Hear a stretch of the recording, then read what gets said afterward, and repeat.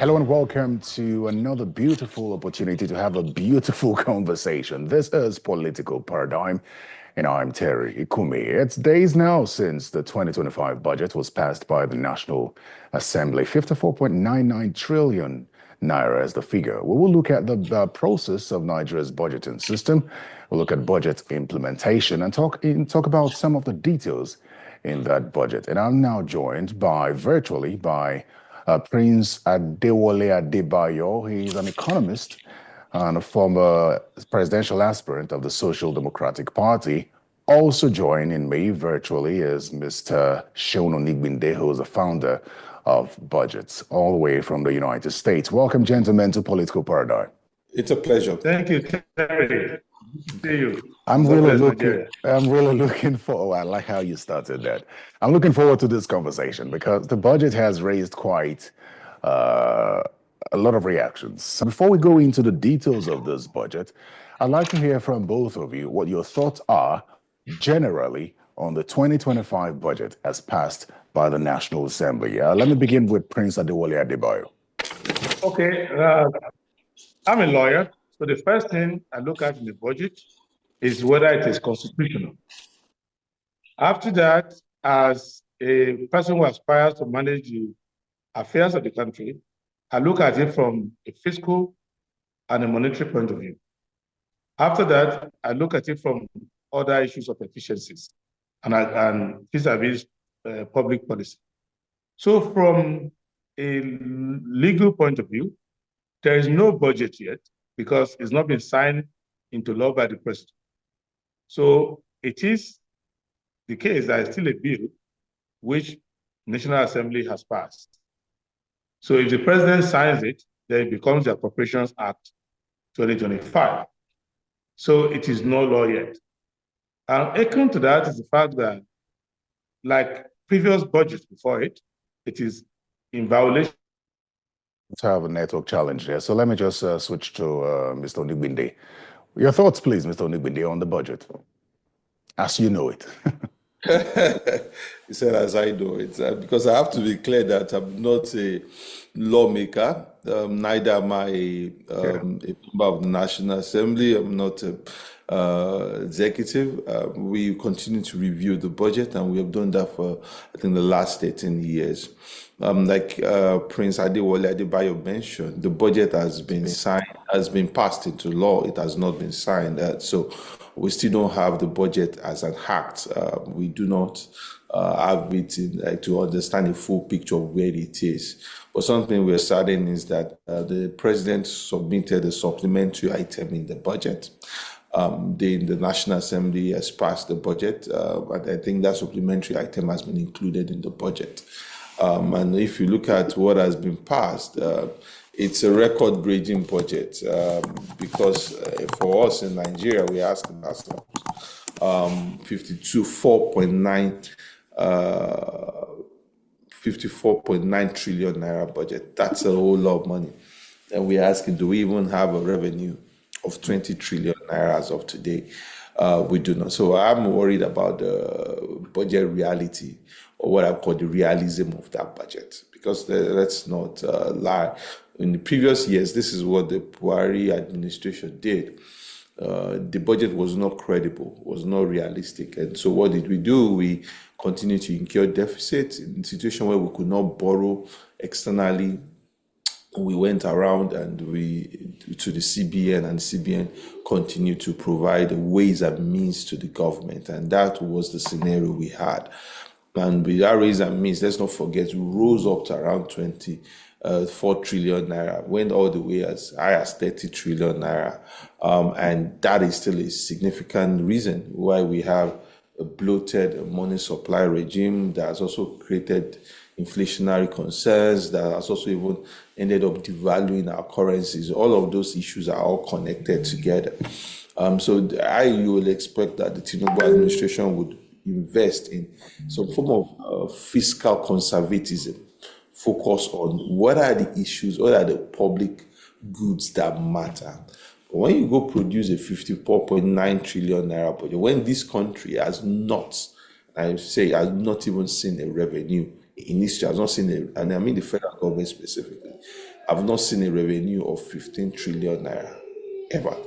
Then that becomes a big worry for me around the credibility of the budget. Let's just not forget that once we have a loose fiscal policy, no matter what the CBN is doing around tightening the monetary space, it's as if we are just pouring water in the basket. It will not just add up. So my own challenge is we have a budget, but it doesn't still seem as if we understand the need to purposely focus on what matters on the budget. What we have right now is still put everything in the kitchen sink.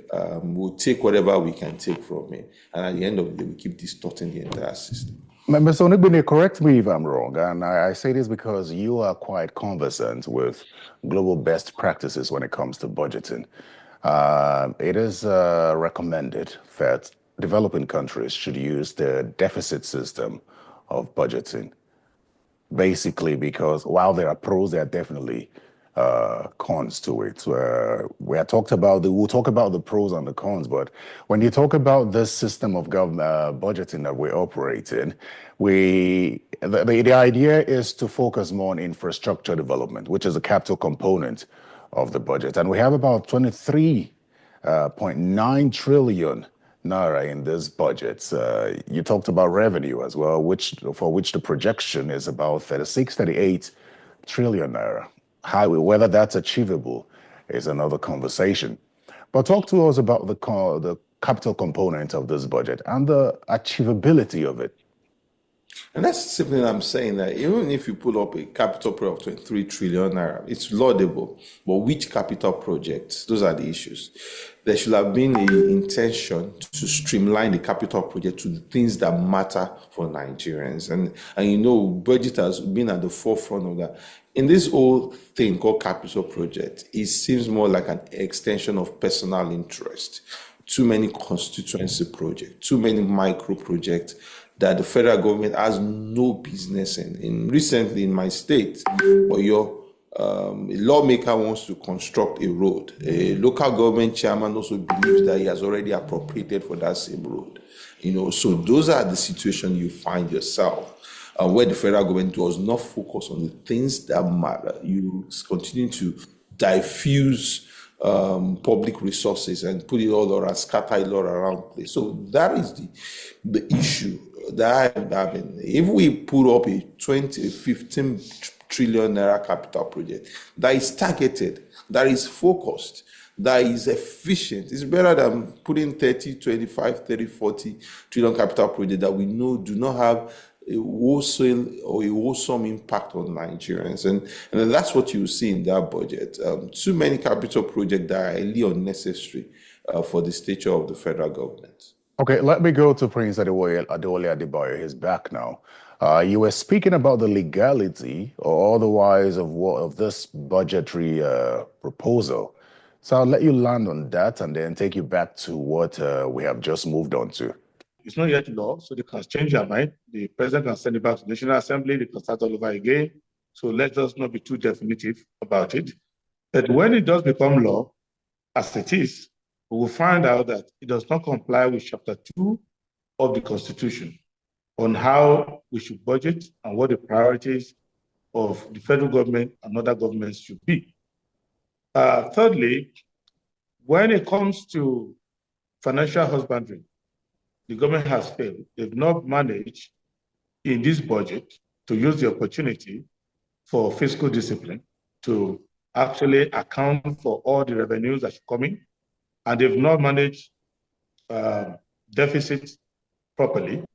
They are still borrowing money, so the deficit side of the fiscal budgeting will eventually give too much work to the central bank to do, because the central bank is supposed to be the guy who is removing the water from the sink.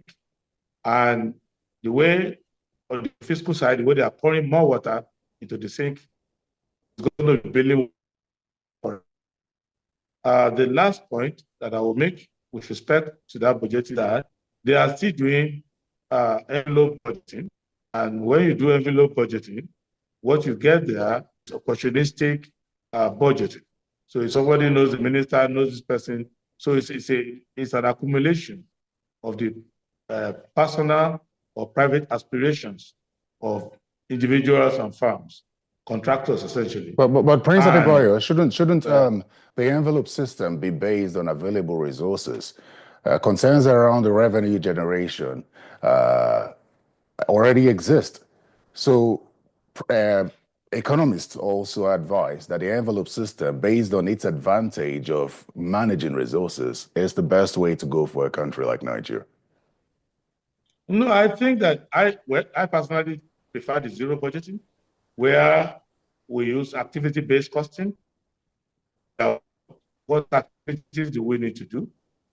And those activities will be guided by the broad constitutional policy of what the government should be doing and government should not be doing. One of the problems of appropriation indiscipline in the country is that people are not even staying within their own legislative list. They are also not staying within what we have as the National Development Plan. Within that, we have the medium-term expenditure framework. Those who are in the National Assembly, the people sponsor them into ministers who are contractors.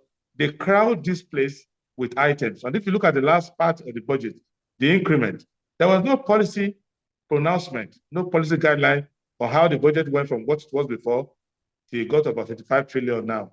And if the president has one or two people whisper to him, but before he signs it, he may tell them, take it to 60 trillion. So there are many problems we can deal with that. And second issue, if you permit me, is that look at last year's performance. From what I know, last year, they did not go up to 25% performance. So there are problems with a country whose earlier budget was smaller nominally, though substantially almost equal in terms of dollar, but they didn't go up to 1/4 in performance. And when the president was before the Joint Session National Assembly, the Speaker of the House of Representatives, in his remarks, said that last year's budget was underperformed. And in fact, they have extended the performance of last year's budget, the period, to mid-year of 2025. So it looks to me like they are not actually quite serious people. Okay. The way they are doing it, it's like being in Nigeria and making a budget for winter. Anybody who knows Nigeria will know that we don't have winter here. So this budget doesn't resemble actually what we are doing. Oh, you talked about the implementation of the previous budgets. This is the second budget of President Bola Tinubu administration. And some would question whether it's business as usual. We also know that the capital component, the life of the capital component of the 2024 budget has repeatedly been extended by the National Assembly. So, Mr. Onigbinde, could you talk to us about what the problem is with Nigeria's budget implementation and perhaps speak to the entire budgeting process of the country, whether or not it aligns with international best practices? Yeah, and I think Prince Adewale did mention a part of it, even though I might not agree with his solution, that our envelope-based budgeting system does not engender development. We have a budget. And when we look at a budget, it's not just about a spending bill. It's not just about a law, an appropriation act. It is a statement of planning. This is how we see the country in the next 5 to 10 years. And this is how we are planning today to be able to meet those goals. What you see within the Nigerian budget is that it is not crafted in a way to emphasize planning. You will see that a lot of items that make it into the budget are more focused on short-term deliverables. Are more focused on extending personal opportunities. For example, I went to school in Abeokuta, Funab, and somehow I realized that there's another university happening up, University of Medical Sciences or something, same Abeokuta. And even in Ekiti, there's another university now happening. So we do not even have, it's more like bring something to my constituency, bring something to my people. And no one is really sitting down and reflecting. If we want to have a medical school in Abeokuta, why don't we make the current university a full-blown university and put a medical school there? But we have done what I call the provincialization, of the Nigerian budget. We have stripped it down to like what is in for me and my people. It's no longer what is important for the collective. That's why it says university teaching hospital like UCH going for 100 days without power, because you give the same allocation you want to give to UCH to another same teaching hospital all around the country. Then you wonder, why don't you get results? Because you're not focused on outcomes. You're just focused on just distribute things on the basis of national cake, or what you call federal character system. So for me, the budget is no longer an instrument of planning. That's the first problem, why you don't see the budget engender development. Second is that we have also made the budget an opportunity to benefit people or communities at the micro level. So it stops focusing on what can be achieved against the collective. It's about now what can be achieved for myself and my people. And as long as those things remain, we're not going to, and you also now have a culture of waste that is also now underpinning all of that. As long as those things remain, you cannot get the right answers or the right results for the country. And I think if we say envelope is not right, we can do what we call program-based budgeting. Set up your agenda. Before you look into the budget, you tell me, what exactly are you trying to achieve? What are you trying to measure? If I look into the budget of Ministry of Education now, I can't make sense of what the purpose of that budget is. Are you trying to train teachers? Are you trying to build schools? Are you trying to change the curriculum? Are you trying to measure numeracy and literacy skills? I can't say it. All I see is a list of over 300 line items of the budget that do not sound cohesive or coherent in any manner. And that is because the budget is not premised on Minister of Education. What is your mandate? What is your plan? How does that plan fit into the national vision or the national planning strategy? Show me the budget line items that reflect those things. Because we are not systematically built our budget in that direction, then there is no way we're going to get results. So for me, taking the budget back as an instrument of planning is only way we can move things forward, and making sure that it is focused on solving the problems of the collective and not just individually helping people. That's how we change things. Okay, based off this point you've just brought up, I want to speak with Prince Wale Adebayo on this, because he is a politician. And I'd like to get how this balance can be achieved, because one of the recommendations, global recommendations for best practices with regard to a budget, is that it must be equitable. So when you look at our budgeting process over the years and how presidents, the executive try to balance the equitable aspect of it, what do you suggest we do to arrive at this balance of equity and what Mr. Onigbinde has just talked about with regard to planning based on local constituencies? The first thing we need to understand is that a budget is politics reflected in numbers. And if you don't get the politics right, you cannot get the budget right. That is why the monies belong to the public. Now, groups in the public who have the public interest form themselves into political parties and talk to the Nigerian people, identify the problems that are in society, and say, if you give us the power, we will use your resources to address these problems. Now, if you've made the wrong choices with respect to the recruitment in the political class generally, and election of principal state officials, government officials into office, their competence or incompetence will reflect in every aspect of governance, the core of which is budgeting. Secondly, if you don't have a good bureaucracy that can give the government a sense of continuity and streamlining, you will discover that when the new government comes into being, they will not have institutional memory to know how to carry out long-term and medium-term projects. Now, with respect to equity, equity has been dealt with comprehensively and, to my own humble opinion, satisfactorily in Chapter 2 of the Constitution. If you spend money that way, you will fulfill the objective of our Constitution that says the security and welfare of the Nigerian people is the core mandate of our government.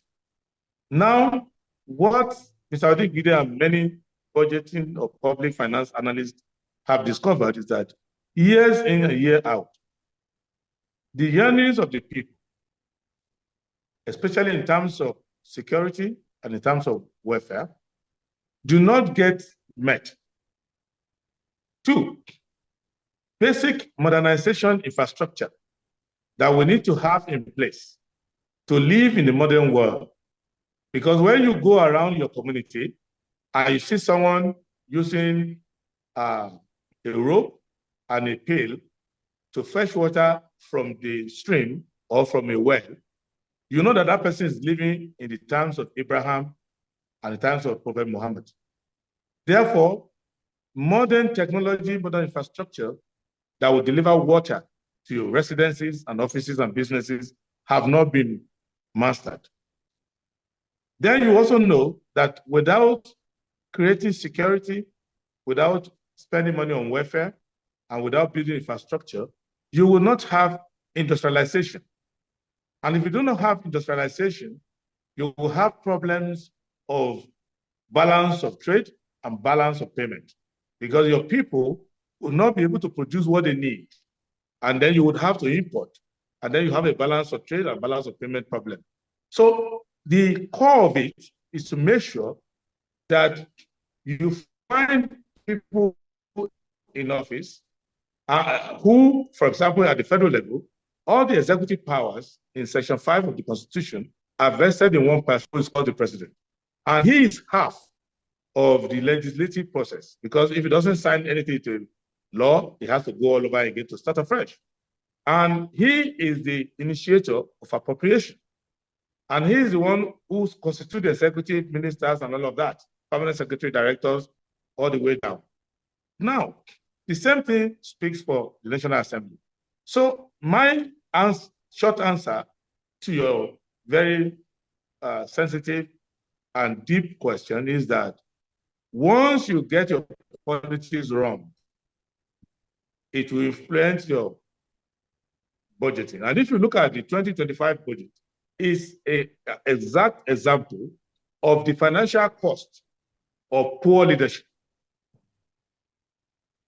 So it will be more aptly and more justly titled Financial Punishment for Wrong Election of Leaders. That should be the title of that budget. Because missed opportunities are there. First, the budget shows that the government is not in control of its finances. Why? They are widening the deficit at a time when they say they want to lower interest rates. You can't lower interest rates with a wider deficit. And why do you have a wider deficit?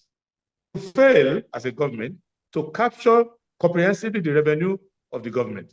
In my own plan, I thought by now our revenue will come to about $95 billion. From what source? At a minimum. One, remember when we were campaigning and talking, we identified that one, substantial portion of our oil and gas revenue was not accounted for. It is established by government that it is so. Solid minerals are still being stolen out of the country today. When I look at the budget, if you look at solid minerals being stolen from Zamfara, Kogi, and Nasarawa, before you go to Ebonyi, Osun, and all those places, even now, the marauders have entered on those states where they are mining gold illegally. So when you look at these stolen minerals, you will know that automatically we are losing not less than $35 billion routinely every year. Then when you look at the marauders who have chased our farmers from the areas where we can get cash from.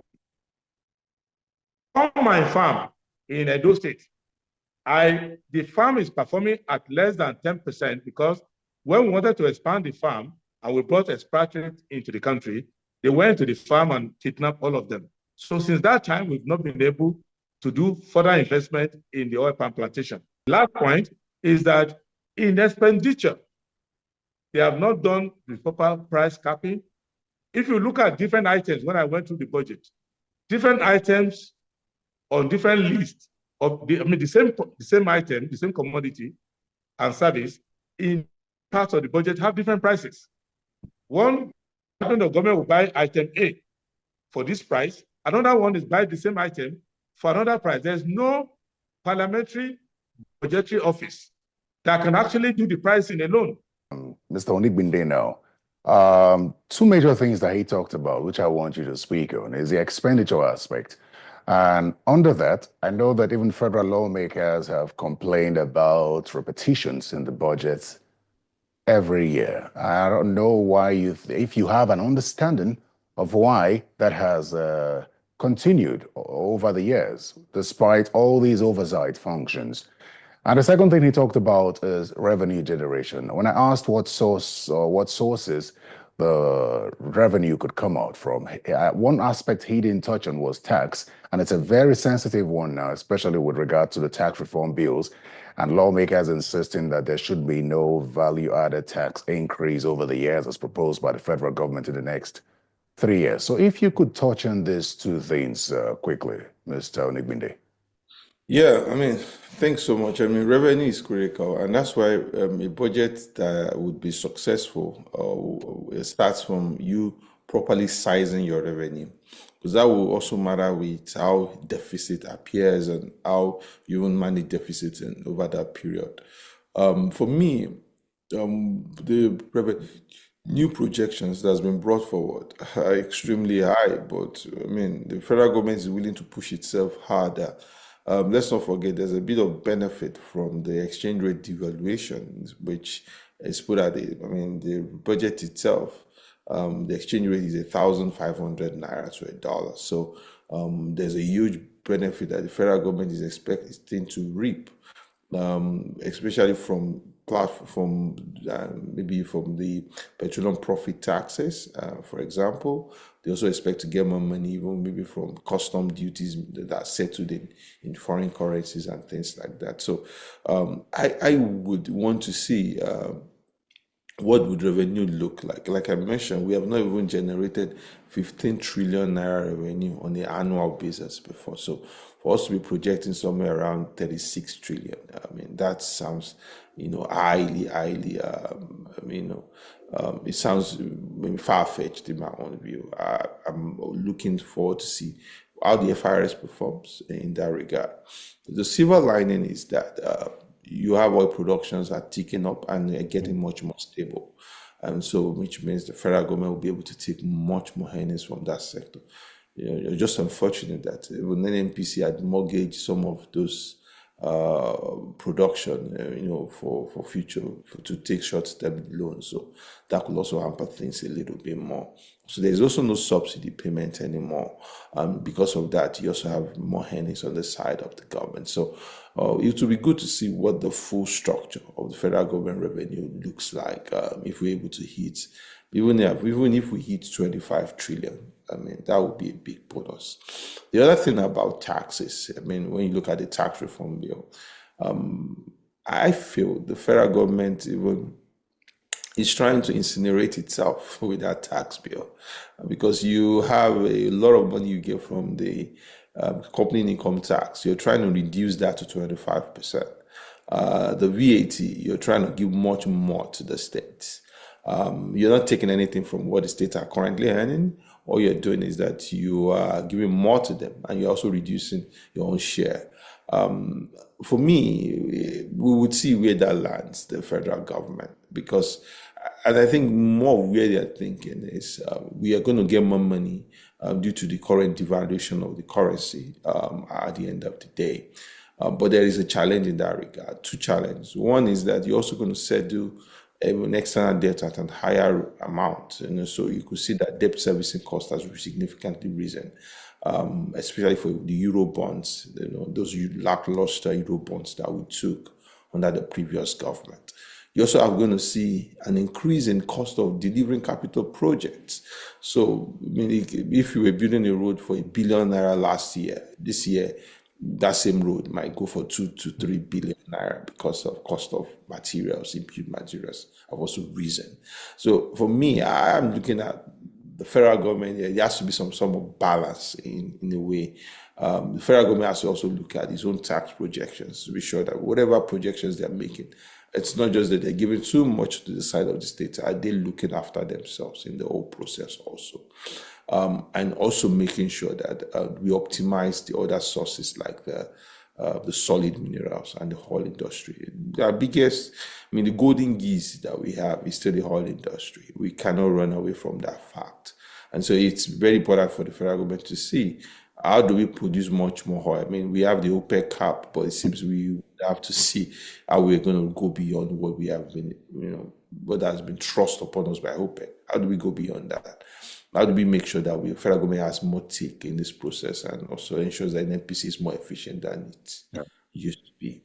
Are there better ways with regard to best practices that we could check repetitions in annual budgets? Because, for example, you could hear an agency of government, we could hear complaints about an agency of government buying, say, air conditioners every year or computers every year. These things just don't expire like that. It's a big flaw, I mean, the former Minister of Finance, Kemi Adebayo, started something called the efficiency unit, where she was trying to centralize the acquisition of some capital items and also even overhead cost. And I think that didn't fly at the end of the day. Because you see, even beyond that, you see an agency buying a Prado Jeep for 200 million, and another one buying the same Prado Jeep for 300 million. There is no, structure around what is the standardization when it comes to the use of public resources. My challenge more with that is that the federal government seems does not have a proper asset register to say if you buy something this year, how long is it supposed to last? Because you just feel like agencies just copy and paste and copy and paste. And that now depends on also the National Assembly pushing back on those things.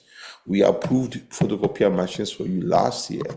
Were the money released? Did you buy it? Why are you requesting for more photocopiers? How many photocopiers do we have? For what specific agencies or specific offices are this necessary? It's also because the National Assembly looks away from all of those overhead costs and pays attention to their own business, which is must be insert new items for themselves or for their own constituencies. It's a failure on the National Assembly part to not be able to put oversight on those things. And also the executives, there should be a national asset register that should be built on a ministry by ministry basis. Yeah. There should be understanding about you don't keep rolling over things that already appeared or have already been funded by budget because it's an opportunity for fraud. The sad thing, Mr. Onigbinde, is that it still comes back to the National Assembly, who over the years have been saddled with the responsibility of oversight and scrutinizing these budgets to make sure that these repetitions don't continue. But they have continued, and that was why I had asked if there was another way to go about this in such a way that we can actually get rid of these things. Because whether you like it or not, it's almost a guarantee that by the 2026, by the time the 2026 budget is presented, we will still have these repetitions. Yeah, and I think what we have to do much more is to maybe a much more scientific way from the citizen side to be able to take note of these numbers. So we can start all the way from maybe 2021 budget and say, these are the items that we have been budgeted for. How many was purchased?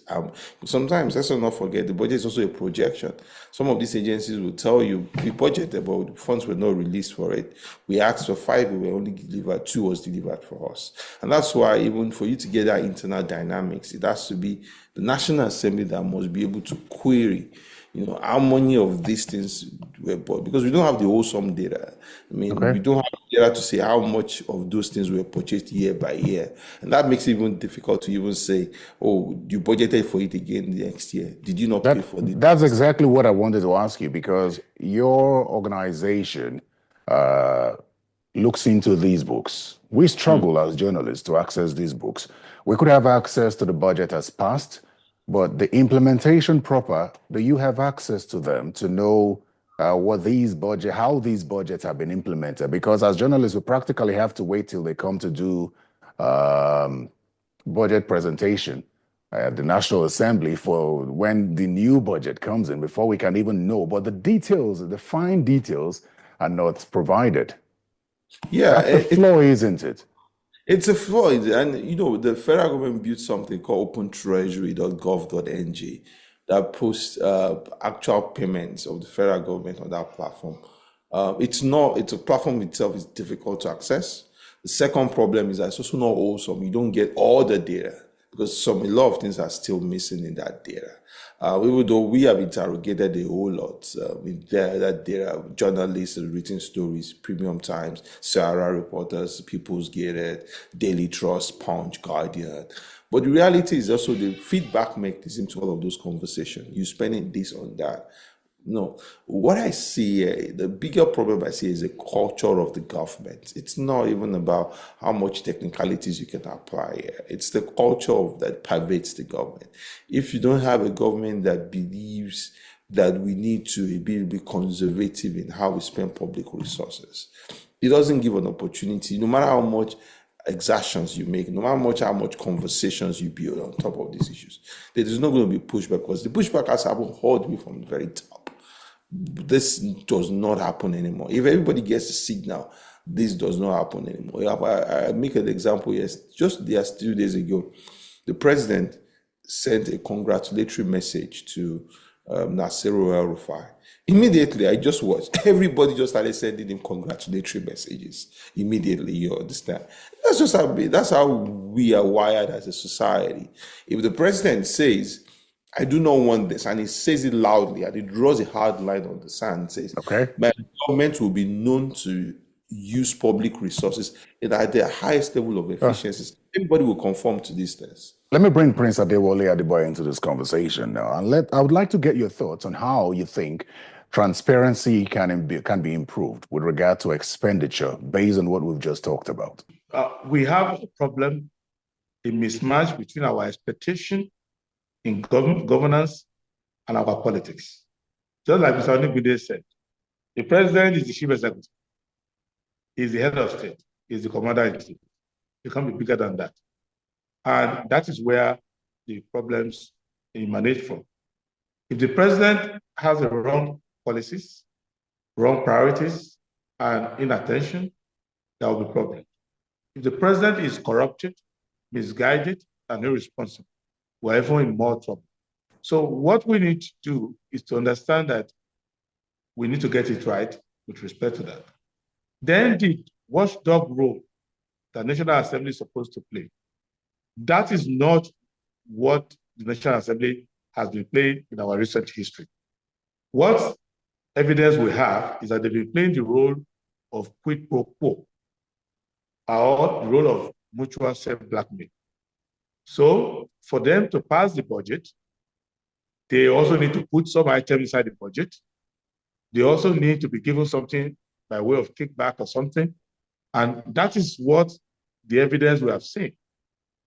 The National Assembly is also not equipped for budgeting because they don't have a proper National Assembly budget office that is full of people like Mr. Onigbinde and other experts who will already draft a model budget for every government department, every government ministry, every government agency, and give it to the National Assembly, with which they can compare to what the agencies actually bring. So, because by our law, the National Assembly is the owner of the budget. They are the one who have the power. So, Prince Adebayo, that's what I'm trying to get, improving it. You've just talked about the National Assembly, and perhaps beyond the oversight that the National Assembly carries out when they go to visit these agencies, they almost don't see the details of these spendings just until they're about to pass the next budget. So I'm asking how we can improve the transparency process of our budgeting. The way to improve it is to put people there who want it to be improved. If you put people there, vote people in who are essential outlaws, they don't care. They want to avoid it. They just want to pass the budget. Let me tell you one fundamental problem.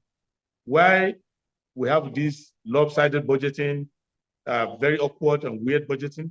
It is not because the people in government are so unintelligent. It is that they are passing these budgets with the purpose of evasion. They are not hoping, they're not willing to comply with the budget. They just pass the budget arbitrarily to fulfill appearance of fulfilling the law. That's why they don't go by the budget.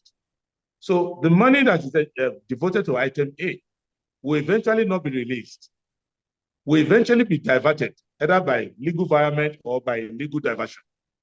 So they don't believe in the budget. Even the people in National Assembly don't believe in the budget. The president, I can tell you authoritatively, President Tinubu, President Bola Ahmed Tinubu, Finance Minister Wale Edu, Senate President Akpabio, and the Speaker of the House of Representatives, none of them believes in this budget.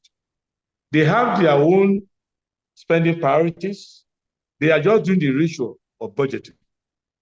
Even ministers who appear to defend their budget, many of the ministers have not read the budget of their own ministry that they are going to defend. And you need to go through tape by tape of these ministers speaking to their own budget. They don't even know their own budget. So you were saying members of the National Assembly have not read the budget. I am telling you, ministers of government have not read the budget. Many permanent secretaries have not read the budget. So, and the Minister of National Planning, whose job is to break down, is to collect all these budgets and fuse the budget into a national developmental narrative. He has not even read the budget. Then media don't have budget experts within the media, whether through pure funding, editorial abdication or something. There is the Freedom of Information Act, which allows the media to query every government department regarding their spending. And I want to tell you something which the public needs to know, which I found out in the course of my trying to be president. I found out that even ministers and ministries sometimes have to give kickback before they get their money released to them from the Ministry of Finance. So you could have, there was a time when Minister Adewale was Minister of Health. The money that was voted for Ministry of Health under President Buhari was given to Minister of Agriculture. So the Minister of Health could not spend the money of the Ministry of Health. But the money of the Ministry of Health was being spent by the Minister of Agriculture. That is, Minister of Agriculture spent his own money, and on top of that, he will have to spend the money of Minister of Agriculture. When Solomon Dalun was Minister of Sports, the money that was appropriated for Ministry of Sports was hijacked by Minister of Planning, Udo Udoma, and Vice President Oshibaju. They were spending the money of the Ministry of Sport from the office of the Vice President through the Minister of General Planning. And these are your findings? Correct finding, which you can invite me back to the studio and call each of these people to come and argue with me or debate it with me. It's fact, and I can give you more because you don't have time. So they don't regard this budget as legitimate. So see you, Terry, see Mr. Onigbinde and see me, they are probably laughing in their offices that look at all these academic people. They don't know that we're not serious with budget. We're just doing whatever we like. That is why they have 22% performance. That is why Buhari had less than that. That's why even Jonathan had poor performance. So we need to understand that the money already has been diverted and the budget is just a legal excuse to look legitimate. And just like when they say, we put advertising for you to come and look for a job, the job has already been shared. That is just to fulfill the law. Okay, let me go to Mr. Onigbinde now. Let's look into some of the capital proposals in this budget. Perhaps one of the most important would have to be power, because when we talk about Nigeria's budgeting system, we look at how it encourages businesses, because that is how tax is generated and that's how infrastructure can actually work in the country. And we look at power from last year with 438 billion naira allocated to power in the 2024 budget, and now we have about 577 billion now allocated to power. Now we talk about the level of implementation in the power sector with regard to the 2024 budget and what we expect from the 2025 budget, which has been increased. But some would argue that it is a very insignificant figure considering what the country is going through. What knowledge or what information do you have with regard to the implementation of the 2024 budget? Yeah, thanks so much about, and then your point about power is critical because, I mean, look at, we've gone from Siemens to different mechanisms, presidential power initiative and all of that. And it doesn't change that. The bottom line is that we still don't produce consistently 5,000 megawatts in this country. My own view is just that, and if you look at that power budget also, a chunk of it is also what you call the bilateral multilateral loans. So the Ministry of Power has already made certain commitments to multilateral lenders, and some of those money are counterpart funding for those loans or for those opportunities. We don't know what that specifically that is, but that's what the chunk of power is. There's also a lot of investment in renewable energy. We also understand that that has also been, susceptible to fraud in recent time. My charge on power is that we have an economics issue on power, we have a governance issue on power, and we also have an infrastructure issue on power. And then if you don't solve the economics issues rightly along the entire value chain, we are just deceiving ourselves. If you don't solve the governance issues of the discos and the gencos and ensuring that the people who have the capacity, the financial and the technical capacity, undo those spaces, we cannot change anything within power. And last part is infrastructure. The infrastructure we have with power is weak and grossly inadequate. And in some of you too, and those are the mistakes of the previous government. We borrowed close to $15 billion from the Eurobond market. And for what? For money market operations, for monetary analysis, monetary balancing, for what? Those are the monies that we should have proposed to significantly either move our transmission and our distribution capacity. We have NIPPs that have been built for close to a decade, still strand, no gas to power them. If you look at the Omoto shows and all of the old power plants that we spent billions of dollars to build, till today, those facilities produce less than 10% of their capacity. So we have close to 13 to 14,000 megawatts in what we can generate as power in this country from a grid level. And we cannot even generate more than 5,000 or even sometimes around 4,000 megawatts. So those are the problems we have. We don't even have the transmission infrastructure to take it around. We don't even have the distribution to even receive it. So what the federal government wants to sit down and be honest with itself about this whole power issue. We'll keep moving on this gradualism that delivered nothing. While we are here in 5 years, countries like China, in a yearly basis, are adding around 30,000 megawatts to their power production every single year while we are here. So we are not really a serious country if we put it in that way. The other part of it is when you look at the 2024 budget, the problem with the current government is that they muddled the waters in a very bad way. No, please go ahead. Can you hear me? Yes, go ahead. Yeah, we have the 2023 budget that was extended. There was a supplementary budget that was of 2023 that was extended. Then we had a 2024 budget again. My question is, how many budgets are we running at the same time? So when does one budget end? When does it stop? The federal government has not made any communication to say this is the budget that we have running right now. We should have 2025 budget day one. But look at when the budget was presented by the president. There is a bit of incoherence around how the government is handling the situation. And I think that's the main problem we face right now.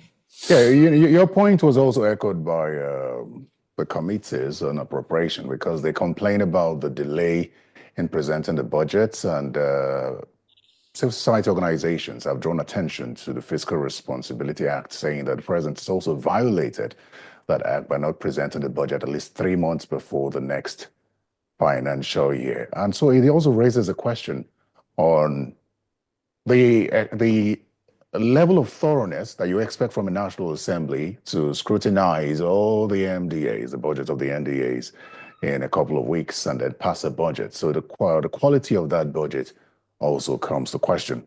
Well, let me still continue with the details of this budget and go to Prince Adebayo. The serious countries, according to global best practices, pay attention to education, healthcare. Now, in this 2025 budget, we have education at 953.9 billion naira and the health and social welfare at 1.1 trillion. These fall short of the UN recommendation for the budgeting system. What does this tell you about Nigeria's attention to welfare, education and welfare of its citizens? Is it business as usual or is there an improvement? It's not business as usual, it's worse than usual.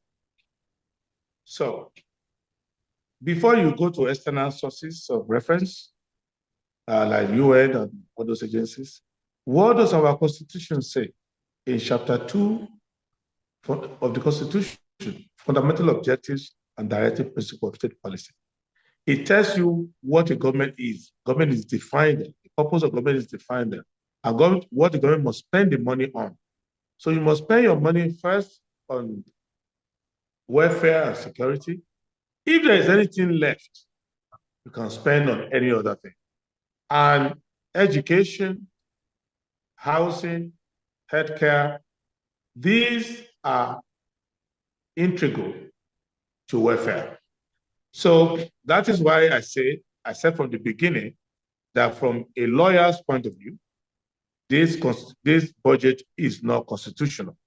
That's why I didn't bother myself with regards to violation of the Fiscal Responsibility Act, because one act is not superior to the other.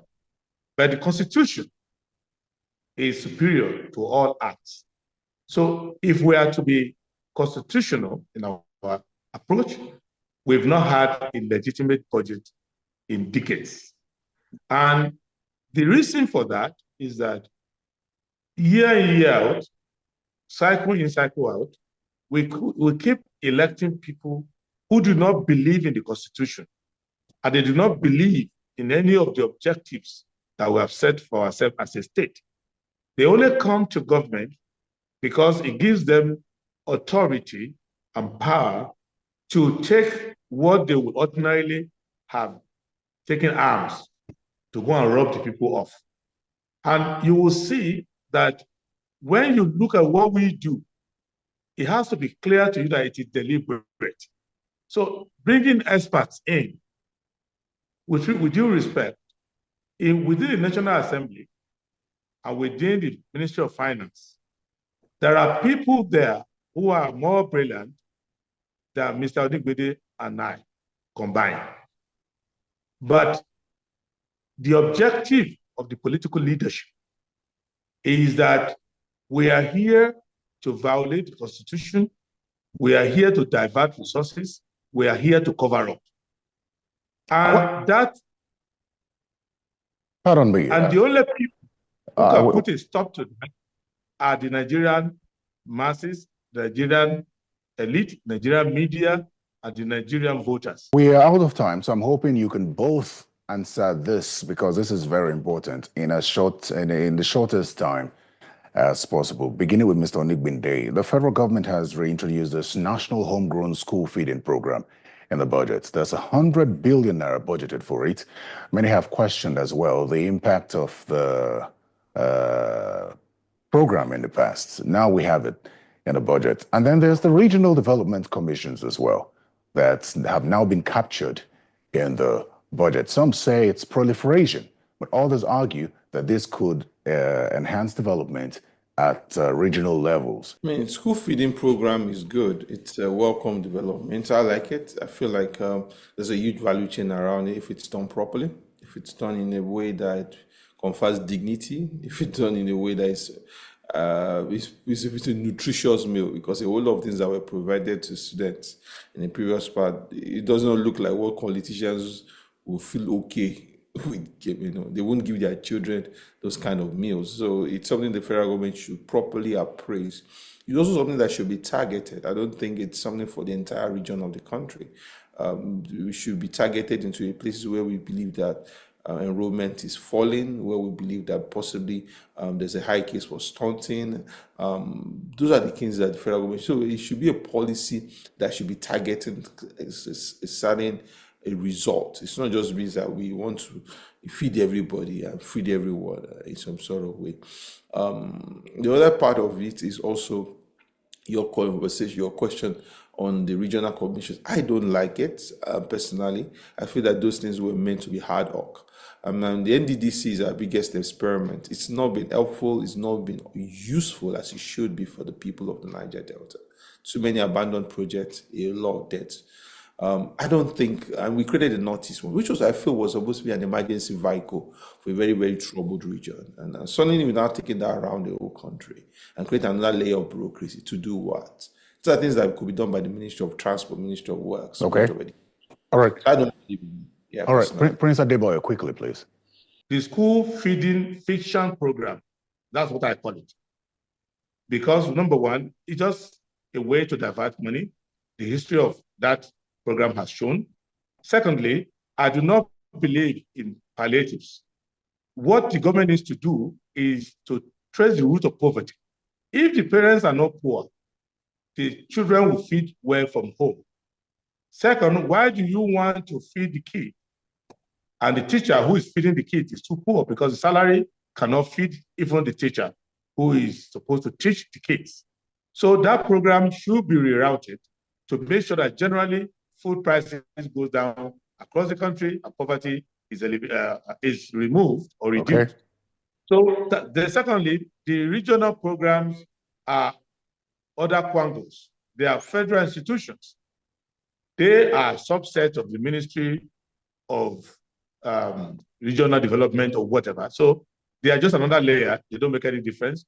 If there's they cannot be of better efficiencies than the rest of the federal government. So it makes no difference. Right. What I can recommend is that if you want to create 6 geopolitical zones, then you have to amend the constitution, let them have constitutional powers. But the federal government is just proliferating at this point. Thank you so much. I'd like to say a very big thank you to both of you for finding time to come speak with us on Political Paradigm. Prince Adebayo Adewale, economist, former SDP presidential candidate. God bless Nigeria. And Mr. Onigbinde, the founder of Budgets. Well, thank you very much for your time as well. If you'd like to watch this all over again, simply go to youtube.com and search Political Paradigm or go to channelstv.com. You can also find past editions there. I'm Terry Kumi. Goodbye.